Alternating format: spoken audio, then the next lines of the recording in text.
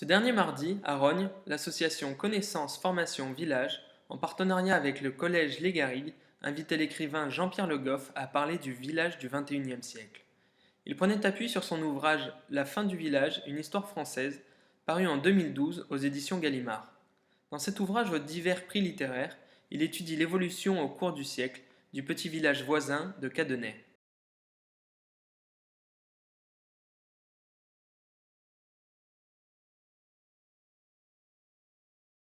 Jean-Pierre Le Goff est philosophe de formation et sociologue rattaché au laboratoire Georges Friedman du CNRS.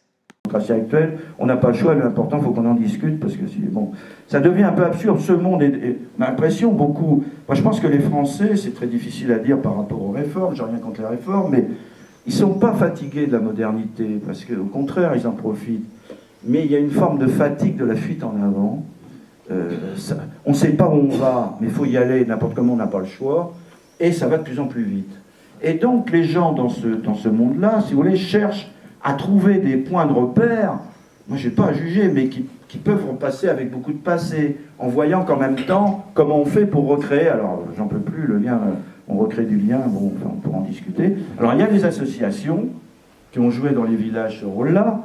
Je vais m'arrêter, parce que j'aurais beaucoup de choses à dire sur les associations. Je soulignerai une chose sur la fête.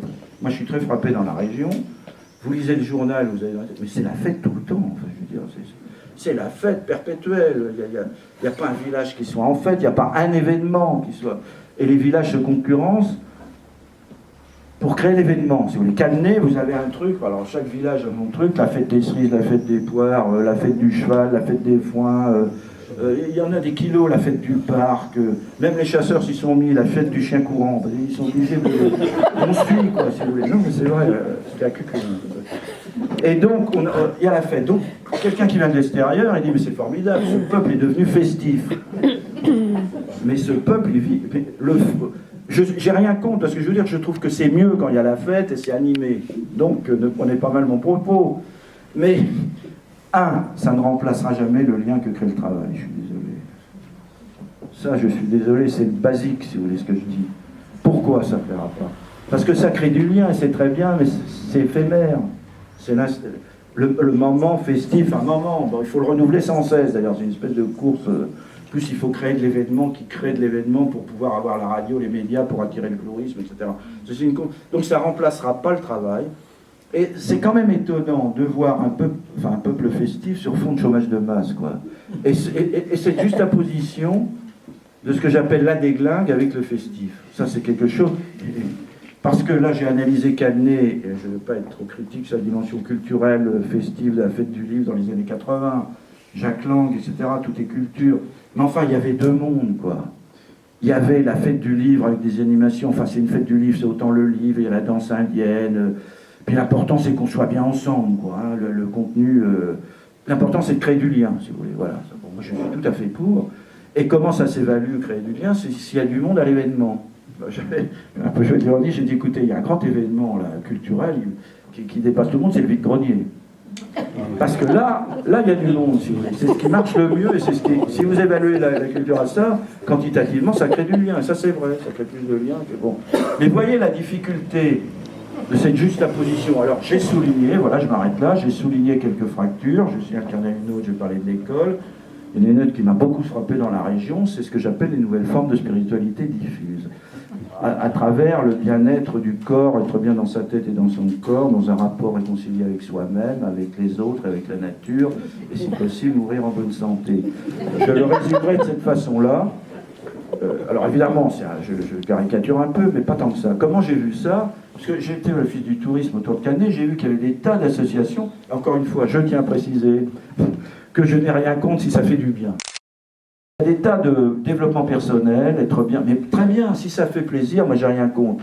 Mais là aussi, j'allais dire mon boulot, c'est de dire, au-delà de si ça fait du bien ou pas, on est en train de changer le monde, il faut le savoir.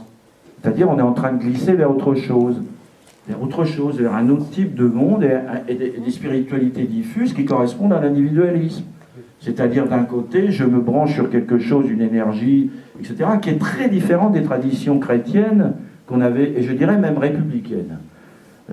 Il y a vraiment un autre monde, si vous voulez, qui correspond à certaines couches sociales. Parce qu'à côté de cette spiritualité diffuse, mystique, individualiste, qui se branche vers quelque chose, on sent quelque chose, on ne sait pas quoi, dans un monde qui est quand même une société qui est très déchristianisée, c'est ça. Hein. Et je vais vous raconter l'anecdote sur ce premier truc, c'est qu'il y a un curé, parce que j'ai vu aussi les curés polonais, les nouveaux, les anciens, etc. Et il y avait un curé qui était très connu dans la région, qui s'appelait le père Étienne, je l'appelle comme ça dans mon livre.